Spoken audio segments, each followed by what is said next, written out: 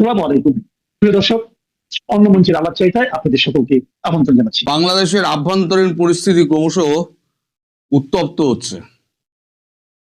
আপনাদের কাছে কতটুকু খবর আছে আমি জানি না। আমার পক্ষ থেকে আমি একটুখানি আপনাদের সাম্প্রতিক অবস্থা সম্পর্কে একটুখানি জানাই। সেটা হচ্ছে, আচ্ছা আগে বলে নিই, জয়শঙ্করজি যখন গেছিলেন না তারেক রহমানের সঙ্গে দেখা করতে ঢাকায়, সেই সময় তিনি শোকবার্তার পাশাপাশি আরো একটা চিঠি তারেক রহমানের কাছে পৌঁছে দিয়েছিলেন। সেই চিঠিটা ছিল নরেন্দ্র মোদীর লেখা। তাতে 4-5টি পয়েন্ট উল্লেখ করা ছিল ভারত বাংলাদেশ মানে তারেক রহমানের কাছে কি কি চায়। আমি যে পয়েন্টগুলো বলেছিলাম সেগুলো তো ছিলই, তাছাড়াও আর কি কিছু পয়েন্ট আছে সেগুলো আমরা কেউ জানতে পারিনি, কিন্তু চিঠির কথাটা গতকাল আমরা জানতে পেরেছি। এরকম একটা আলাদা করে একটা চিঠি প্রধানমন্ত্রী নরেন্দ্র মোদী তার হাতে পৌঁছে দিয়েছিলেন জয়শঙ্করজি মারফত। এবার আসি বাংলাদেশের খবরে। বাংলাদেশের আপনাদের পার্বত্য চট্টগ্রাম অঞ্চলে ব্যাপক গন্ডগোল শুরু হয়েছে। একদম ত্রিপুরা বাংলাদেশ সীমান্ত, পার্বত্য চট্টগ্রাম সীমান্ত অঞ্চল থেকে আপনার একদম টেকনাফ পর্যন্ত এখানে একটা জায়গা আছে, তার নাম হচ্ছে কুন্দিয়া। কুন্দিয়ার ওখানে মানে পার্বত্য চট্টগ্রামের যারা কুকি চীন তারা সশস্ত্র হয়েছে, তাদের সঙ্গে মিলেছে তার আরাকান আর্মি। এই দুজন মিলে তারা, এই কিছু লোক আছে যারা ওখানে গেছিল, তারা হচ্ছে 3জন ISI এর লোক ছিল, টার্কির একজন ছিল, উলফার কিছু ছিল, এবং আরো কিছু ছিল হচ্ছে আপনার জামায়াতুল্লাহ উলেমায়ে হিন্দ ফিন্দ এই ধরনের কিছু একটা জঙ্গি গোষ্ঠী যারা ছিল, তাদের কিছু লোক ছিল। তাদের মধ্যে ISI এর 3জন মারা গেছে। এই গুলাগুলি মোটর চালাচালি এই সমস্ততে তাদের 3জন মারা গেছে। কালকে রাতের ঘটনা, আজকে সকাল অবধি, কাল রাত 1:30টা থেকে শুরু হয়।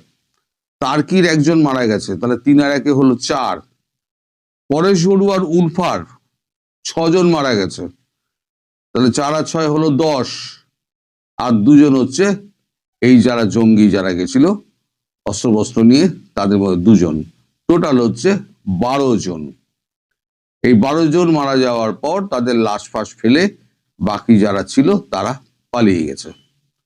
আর আজকে সকালবেলা টার্কির যত গোয়েন্দা বাহিনী ছিল এবং অন্যান্য লোক ছিল তারা সব ফিরে গিয়েছে, তারা আর বাংলাদেশের মধ্যে নেই। রয়ে গেছে কিছু ISI, তারা হয়তো খুব শিগগির যাবে, কারণ তারেক রহমানের সঙ্গে যে কথাবার্তা হয়েছে তারেক রহমান সেই অনুযায়ী মোটামুটি কাজ করছে বলে মনে করা হচ্ছে, এখনো পর্যন্ত মনে করা হচ্ছে। এখানে আরাকান আর্মি প্রায় 5000 লোক রয়েছে সশস্ত্র। 5000 আর্মি বলা ঠিক হবে না, সশস্ত্র লোক রয়েছে আরাকান আর্মি, স্বঘোষিত আর্মি আর কি। তাদের কাছে প্রচুর অস্ত্র রয়েছে, এবং কুকি চীন যারা শান্তি বাহিনী করেছে তাদের কাছেও ইদানিং কিছু অস্ত্র তাদের কাছে এসছে, মডার্ন ওয়েপেন। দুপক্ষের মধ্যে ঝামেলাটা তৈরি হয়েছে, কারণ এর আগে যখন এই গন্ডগোলগুলো শুরু হয় তখন এই সমস্ত সন্ত্রাসবাদীরা পার্বত্য চট্টগ্রামে গিয়ে ব্যাপক হামলা করেছিল, মারধর বা বাড়ি ঘর জ্বালাও এই সমস্ত আক্রমণ করেছিল। তারপরে থেকে এই শান্তি বাহিনী এরা আর কি একত্র হতে শুরু করে এবং প্রতিরোধ গড়ে তোলে। তাদের সঙ্গে মিলে গেছে, হাত মিলিয়েছে আরাকান আর্মি। এখন এই যে পার্বত্য চট্টগ্রাম একেবারে ত্রিপুরার ওই অঞ্চল থেকে একদম ফেনী পর্যন্ত এই অঞ্চলটা তারা স্বাধীন রাষ্ট্র ঘোষণা করার দাবিতে এখন মারপিট চালাচ্ছে, তাদের মানে স্বাধীনতার দাবিতে। তারা বলছে আমরা স্বাধীনতা চাই। এখন এই যে আপনাদের ওখানে একটা পোস্ট আছে, মানে সেনা পোস্ট আছে, কাছাকাছি টেকনাফের ওখানে একটা সেনা পোস্ট আছে। সেই সেনা পোস্টের সদস্য যারা সেনা সদস্য, তারা ওই ক্যাম্পের মধ্যেই ছিলেন। তারা গোলাগুলির শব্দ শোনা সত্ত্বেও তারা কিন্তু বেরোননি। তারা কিন্তু কোনোভাবেই দেশকে রক্ষা করতে পারছেন না। আরাকান আর্মি দেশের মধ্যে ঢুকে জলকেলি করে চলে যাচ্ছে বিডিআর সামনে, আপনার আর্মির সামনে কেউ কোনো বাধা দিতে পারছে না।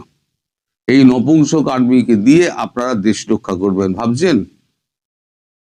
আপনারা যে বলছেন সীমান্ত দিয়ে আপনারা এসে সেভেন সিস্টার দখল করে নেবে, কিন্তু আপনাদের এখানে সেভেন সিস্টার তো চিকেন নেক তো ছেড়ে দিন, আমরা চিকেনের যে গলা আছে, এই ঠ্যাং আছে, চিকেন লেগ, সেটাই তো এখন হাতছাড়া হওয়া শুরু হয়ে গেল।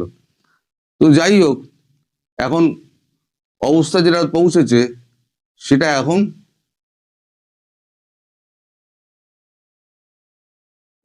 সেটা এখন হাতের বাইরে ক্রমশ চলে যাচ্ছে। এখন যদি এই অবস্থা চলতে থাকে, মানে ক্রমশ অবস্থা যদি অবনতি হয়, তাহলে পরে কি হবে? এদিকে শোনা যাচ্ছে যে ডক্টর ইউনূসের সঙ্গে সেনাকর্তা ওয়াকারুজ্জামান তার কোনো যোগাযোগ নেই এবং তিনি কারো কথা শুনছেও না। তিনি ডিরেক্ট যোগাযোগ করছেন একদম সিআইএ এর সঙ্গে। সিআইএ যা বলছে তিনি সেই অনুযায়ী কাজ করছেন। সিআইএ এর অনুমতি ছাড়া তিনি এক পা নড়ছেন না। সিআইএ যদি বলে ওদেরকে মারো, তাহলে উনি মারবেন। সিআইএ যদি বলে তুমি ক্যাম্পে চুপ করে বসে থাকো, ও চুপ করে বসে থাকবে। যদি ভারত এপাশ দিয়ে ঢোকে, রংপুর দিয়ে ঢোকে, চট্টগ্রাম দিয়ে ঢোকে, এই সুযোগে, এখন তো ভোলাটাইল পজিশন, এখন যদি ঢোকে তাহলে পরে কিন্তু আপনাদের বাংলাদেশের যে সেনাবাহিনী তারা কিন্তু ঘর থেকে বেরোবে না, ঠিক করে নিয়েছে। কারণ সিআইএ এখন অনুমতি দেবে না তাদের বেরোনোর জন্য, বললো তোমরা ক্যাম্পেই থাকো, ভারত যা করছে ভারত করুক। সুতরাং আপনাদের সেনাবাহিনীর উপর নির্ভর করে আপনারা যে মুখে আঙুল দিয়ে বসে আছেন যে সেনাবাহিনী আপনাদের রক্ষা করবে, তারা রক্ষা করতে আসবে না। তারা ওই আইন শৃঙ্খলা সামলাতেই ব্যস্ত থাকবে এবং ট্রাফিক নিয়ন্ত্রণ তারা করবে, এই হচ্ছে তাদের কাজ। আর লোকজনকে, নিরাপদ লোকজনকে ধরে তারা ওই আদালতে হাজির করবে, এটাই তাদের কাজ। যদি এটা এখন সংখ্যায় কিছুটা কমেছে, এখন একটুখানি কমেছে, যেভাবে ব্যাপকভাবে ধরপাকড় হচ্ছিল সেটা একটুখানি কমেছে, ধীরে ধীরে হয়তো অবস্থার উন্নতি হতে পারে। তবে আশু সম্ভাবনা আপনার দেশের শান্তির কোন অবস্থা আমি দেখতে পাচ্ছি না। এখনো পর্যন্ত ভারতবর্ষ কিছু করেইনি, তাতেই যদি আপনাদের এই অবস্থা হয়, তাহলে ভবিষ্যৎ আপনাদের জন্য কি অপেক্ষা করছে আপনারা নিজেরা ঠিক করে নিন। এদিকে ওয়াকারুজ্জামানের মানে বিরোধী যারা ছিল তারা কিন্তু সব মোটামুটি এখন সেট হয়ে গেছে। এখন সবাই ওয়াকারুজ্জামানের পক্ষে, কারণ সবার প্রাণের দাম আছে। আলটিমেটলি সবাই বোঝে আমার যদি প্রাণটা বাঁচে তাহলে আমার ফ্যামিলি বাঁচবে, আমি বাবা কবরের নিচে যাব না। কে গুলি খেতে চায় বলুন? এপাশেও শত্রু, ওপাশেও শত্রু। মানে আপনি যদি বাংলাদেশিবাসী হন তাহলে ভারত আপনাদের শত্রু, কুকি চীন আপনাদের শত্রু। তাহলে কুকি চীন, আরাকান আর্মি এরা একটা শত্রু, ভারতবর্ষ একটা শত্রু। তার দুই শত্রু মিলে ঘিরে ধরেছে আপনাদের যে সেনাবাহিনী, সে হাতে হাত দিয়ে চুপ করে বসে রয়েছে, এই হচ্ছে তার কাজ। এখন আমাদের ডক্টর ইউনূস, তিনি এখন কি করবেন ঠিক করতে পারছেন না। এখন নির্বাচন নিয়ে যতদিন এগিয়ে আসছে, যতদিন, তত ইউনূসের পারদ চড়ছে। কারণ নির্বাচন যদি, চাপ তো দেবেই, নির্বাচন তো করতেই হবে, কিন্তু ইউনূস নির্বাচন চাইছেন না। এখন এই নিয়ে উনি একটা জল ঘোলা পাকানোর চেষ্টা করছেন। আবার উনি ওই হাদি গ্রুপকে দিয়ে, ইনকিলাব মঞ্চকে দিয়ে আবার একটা হেউ তুলে দিয়েছেন যে আবার তোমরা অস্থির করো। মানে তার একটাই কাজ হচ্ছে কোন রকমের দেশের মধ্যে অস্থিরতা তৈরি করে নির্বাচনটাকে আগে মানে ক্যান্সেল করো। বলবে এই অবস্থার মধ্যে নির্বাচন তো হতে পারে না। আগামী দিনে আমার মনে হচ্ছে এই ইনকিলাব মঞ্চ 2-4 দিনের মধ্যে দেখবেন সারা বাংলাদেশ জুড়ে একটা তাণ্ডব করবে। তাণ্ডব করার পর তখনই ডক্টর ইউনূস বলবেন আর মাত্র 1 মাস 9 দিন বাকি আছে, কি 1 মাস 8 দিন বাকি আছে, এর মধ্যে নির্বাচনের সমস্ত কিছু সম্পন্ন করা, কাজ সম্পন্ন করা, এগুলো করা যাবে না। এটা নিজে মুখে না বলে নির্বাচন কমিশনারকে দিয়ে এটা বলাবেন, এটা আপনারা ধরে রেখে দিন।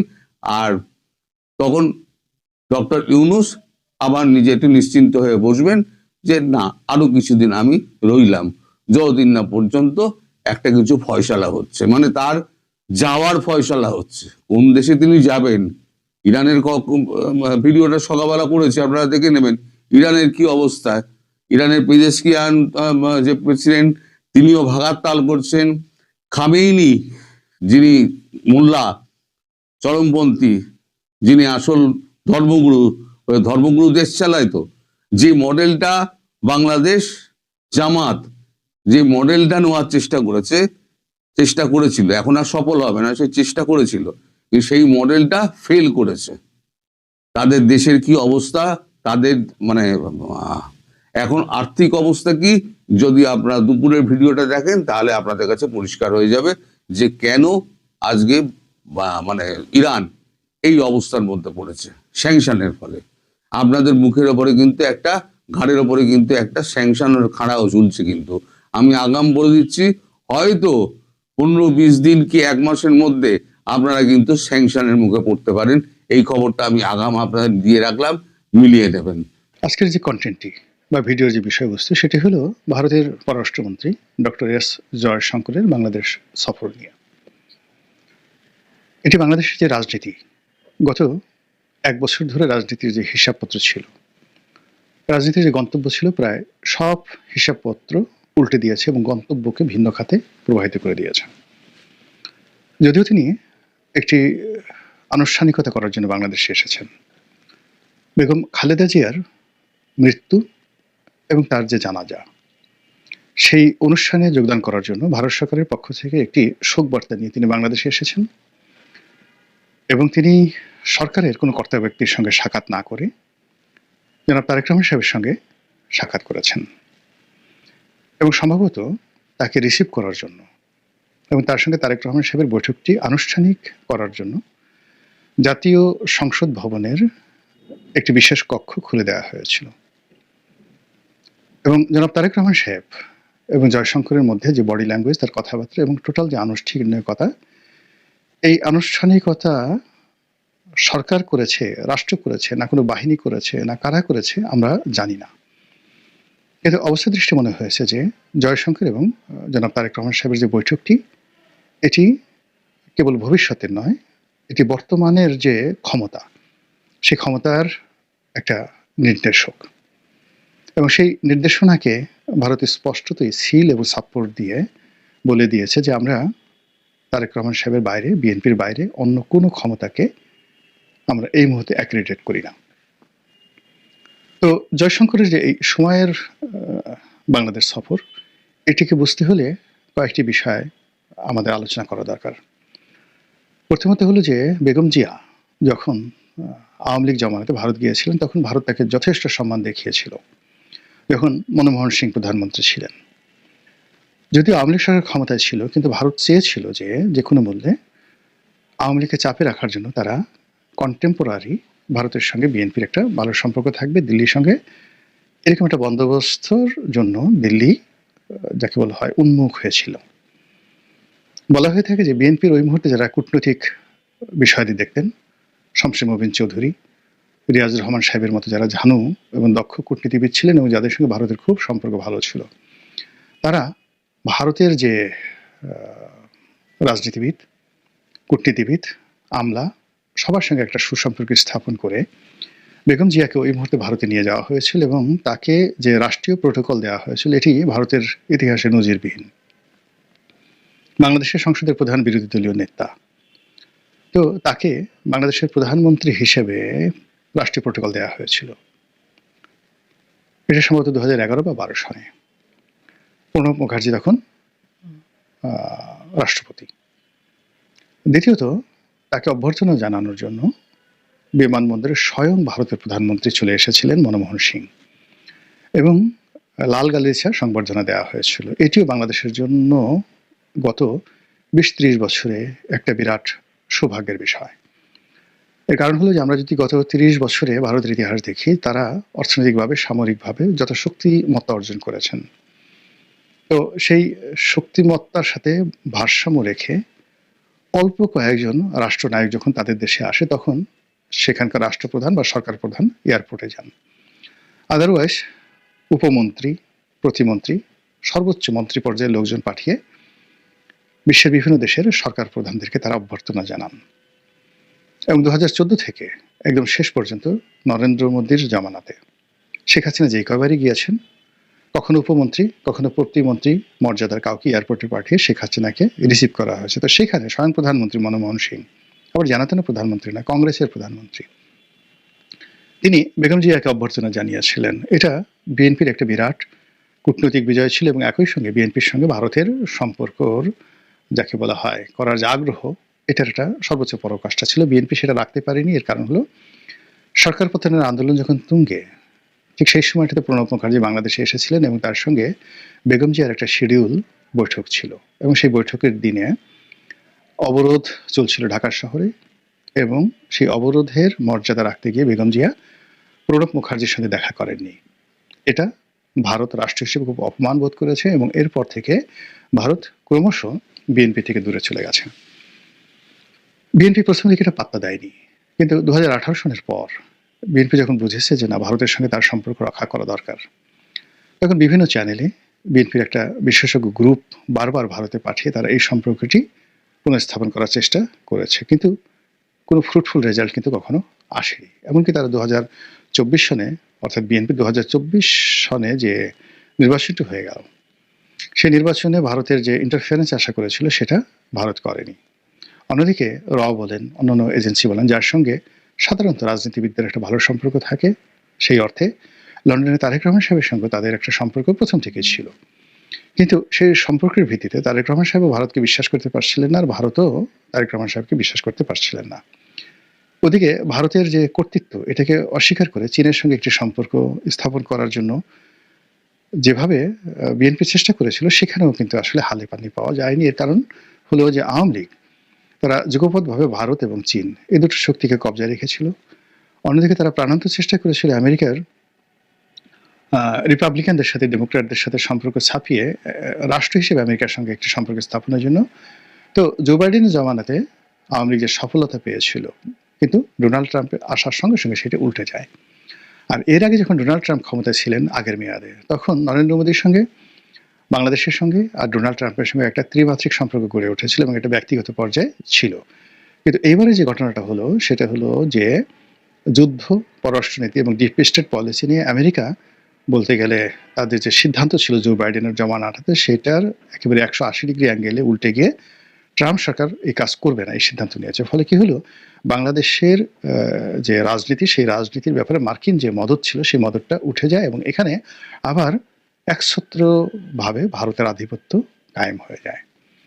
তো এরকম যখন ভারতের একছত্র আধিপত্য কায়েম হয়ে যায় এবং এখন যেভাবে মিস্টার ডোনাল্ড ট্রাম্প ভারতের চোখ দিয়ে বাংলাদেশকে দেখার চেষ্টা করছেন, আর এর আগে ডক্টর মোহাম্মদ ইউনূস সরকারের উপর যাকে বলা হয় আমেরিকান সরকারের যে সকল কর্তব্যকে আস্থা রেখেছিলেন এবং তারা যে সকল বিষয়ে ডক্টর মোহাম্মদ ইউনূস সরকারের নিকট আশা করেছিলেন, তাদের মনে হয়েছে যে এটা সম্ভব নয়, এই সরকারকে দীর্ঘমেয়াদে টিকে রাখা সম্ভব নয়।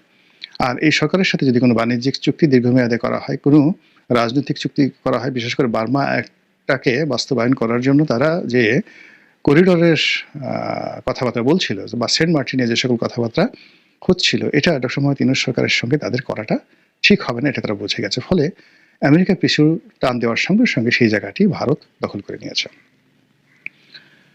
এরকম যখন অবস্থা, ঠিক সেই সময়টিতে ডক্টর মোহাম্মদ ইউনূস সরকার, জামাত, তারা সবাই কিন্তু প্রাণান্ত চেষ্টা করেছে ভারতের সঙ্গে একটি সুসম্পর্ক স্থাপন করার জন্য। জামাত যতই অস্বীকার করুক, যত কথাই বলুক না কেন, দেশে, দেশের বাইরে, সব জায়গাতে জামাতের যারা শীর্ষ নেতৃবৃন্দ রয়েছেন, তাদের সঙ্গে ভারতের যে কূটনৈতিক পর্যায়ে একটা সমঝোতা হয়েছিল, কথাবার্তা হয়েছিল বা একটা আলোচনা চলছিল, তার একটি খবর রয়টার্সের সংবাদের মাধ্যমে ইতিমধ্যে আপনারা সবাই জেনেছেন। তো যা হোক, ভারত শেষ পর্যন্ত ডক্টর মোহাম্মদ ইউনূস কিংবা যাকে বলা হয় জামাত, তাদের সঙ্গে 2024 সন এবং 2025 সনের জুন জুলাই পর্যন্ত যেভাবে আশাবাদী ছিল, সেটা আগস্ট সেপ্টেম্বর থেকে এটা বুমেরাং হতে থাকে। এবং আমেরিকার মতো ভারতও বুঝে যে জামাত এবং বর্তমান যে সরকার আছে, ইউনূস সরকার, তাদের উপর নির্ভর করাটা তাদের জন্য নির্বুদ্ধিতা। ফলে বাংলাদেশ দেশের সাথে যদি সম্পর্ক স্থাপন করতে হয়, তাদেরকে এখানে আবার আওয়ামী লীগকে পুনর্বাসিত করতে হবে, যা বলতে গেলে 1% সম্ভব, 99% অসম্ভব। দ্বিতীয় যে অপশন বা একেবারে সর্বশেষ একমাত্র তাদের যে অপশন, সেই অপশন হলো বিএনপির সঙ্গে একটি সমঝোতা করা, যেটি তারা করতে চায়নি। তো সেই অর্থে হয়তো পর্দার আড়ালে বিএনপির সঙ্গে তাদের কোনো ভালো কথাবার্তা হয়েছে, সেভেন সিস্টার নিয়ে কথা বলা হয়েছে, সীমান্ত নিয়ে কথা বলা হয়েছে, 10 ট্রাক অস্ত্র মামলা নিয়ে কথা হয়েছে, এবং সম্ভবত আওয়ামী লীগ নিয়েও কথা হয়েছে। এতে কোনো সন্দেহ নেই। এবং সেই কথার উভয় পক্ষ, বিএনপি এবং ভারত, তারা পরস্পরের প্রতি আস্থা স্থাপন করেছে, একটা সমঝোতা এসেছে, কমিটমেন্টের পর্যায়ে এসেছে। এটা বোঝার জন্য রকেট বিজ্ঞানী হওয়ার দরকার নাই। তারপর যেভাবে একেবারে ঝড়ের গতিতে, কোনো রকম পূর্ব প্রস্তুতি না নিয়ে, জাস্ট ঝড়ের গতিতে জনাব তারেক রহমান সাহেব বাংলাদেশে এসেছেন, আর আসার পরে যে ঘটনাগুলো ঘটছে, এটি মিরাকেল নয়। এটির পিছনে বিএনপির কূটনৈতিক যে মহল, যারা ভারতের সঙ্গে একটি সম্পর্ক রক্ষা করতে চাচ্ছিল, তাদের সফলতা, এতে কোনো সন্দেহ নেই। এবং তার প্রেক্ষিতে ডক্টর জয়শঙ্করের বাংলাদেশ আগমন এবং তারেক রহমান সাহেবের সঙ্গে যতটুকু বৈঠক হয়েছে, আমরা দৃশ্যতে যেটা দেখেছি, আর তাদের মধ্যে কি কথা হয়েছে আমরা জানি না, কিন্তু যতটুকু আমরা বডি ল্যাঙ্গুয়েজ দেখেছি, তাতে মনে হচ্ছে যে এই মুহূর্তে ভারত, জয়শঙ্কর যে কোনো মূল্যে বাংলাদেশে একটি নির্বাচন চাচ্ছে, সেই নির্বাচনে বিএনপি জয়লাভ করে আসুক, তারেক রহমান সাহেব ক্ষমতা লাভ করুক এবং প্রধানমন্ত্রী হোক। এই ব্যাপারে বিএনপির এই যে বিজয়, সম্ভাব্য বিজয় সম্পর্কে ভারতের কোনো আপত্তি নাই, বরং তারা এটিকে স্বাগত জানাবে। বাকি পর্দার আড়ালে যেসব কথাবার্তা হয়েছে, সেটা হয়তো আগামীতে আরো ওপেন সিক্রেট হয়ে যাবে। দ্বিতীয়ত, এখানে বিএনপি যে বিরোধী যে শক্তিগুলো রয়েছে, সেই শক্তিগুলোর সঙ্গে ভারতের যে সম্পর্ক ছিল বা কথাবার্তা হচ্ছিল, সে বিষয়গুলো আপাতত মনে হচ্ছে যে তারা ইউটার্ন নিয়েছে। এবং বিএনপির যে প্রতিপক্ষ যে শক্তিগুলো আছে, সেই শক্তিগুলো in terms of relationship with India, তাদের কপাল পুড়েছে, এতে কোনো সন্দেহ নেই। এখন এই যে ভারতের সঙ্গে যে একটা সমঝোতা হলো বা হচ্ছে, সেটা বিএনপির সঙ্গে হচ্ছে, এতে রাগ ঢাকা করার কিছুই নেই। এটার পরিণতি কি হবে? এই পরিণতিতে কি সুন্দর একটি নির্বাচন হবে? অথবা ধরুন, এই যে ভারত বিএনপিকে যেভাবে সাপোর্ট দিচ্ছে, এটা যদি ডক্টর মোহাম্মদ ইউনূস এবং জামাত, তারা যদি এটাকে একটা প্রেস্টিজ ইস্যু হিসেবে নেয় এবং নির্বাচনের ঠিক 1 সপ্তাহ আগে যদি তারা সবাই সদল বলে নির্বাচন থেকে সরে দাঁড়ায়, এখন তো নতুন করে শিডিউল ঘোষণা আর সম্ভব নয়, নতুন করে কোনো প্রার্থী পাওয়া যাবে না, রাজনীতির ময়দানে কোনো বিরোধী দল নেই, কেবলমাত্র বিএনপি, তার সঙ্গে সঙ্গে জামাতের যারা ঐক্যবদ্ধ গ্রুপ আছে, তারা যদি হঠাৎ করে দর কষাকষি করে যে আমাদেরকে জাতীয় সরকারে এই কটা পদ দিতে হবে, তাহলে আমরা নির্বাচনে আসবো, আদারওয়াইজ আমরা নির্বাচনে আসবো না। সেক্ষেত্রে কি হবে? নির্বাচনটি একতরফা হবে, 15 ফেব্রুয়ারির মতো হবে, 300 আসনে বিএনপি জয়লাভ করবে, জামাত তখন আওয়ামী লীগের সঙ্গে যোগদান করবে, অথবা জামাতের চাপের কাছে, সরকারের চাপের কাছে ডক্টর মোহাম্মদ ইউনূসকে রাষ্ট্রপতি বানাতে হবে, জামাতের আমিরকে উপপ্রধানমন্ত্রী করতে হবে এবং মন্ত্রী পরিষদের অর্ধেক সিট জামাতকে ছেড়ে দিতে হবে। এই সকল যদি শর্ত, জাতীয় সরকারের শর্ত বিএনপি অস্বীকার করে, তাহলে রাজনীতির ময়দান জামাতের যে শক্তিমত্তা রয়েছে, তার সঙ্গে সঙ্গে আওয়ামী লীগ তো এখানে মানে পিন এবং পাঞ্চ এ দুটো করার জন্য তারা মুখিয়ে আছে। তাহলে কি হচ্ছে? আমরা যত কিছু ভালোই কল্পনা করছি, যেভাবে ভারতকে সবকিছুর মানে দণ্ড এবং মুন্ডের অধিকর্তা মনে করছি, সেটি বাস্তবে বাস্তবায়িত নাও হতে পারে।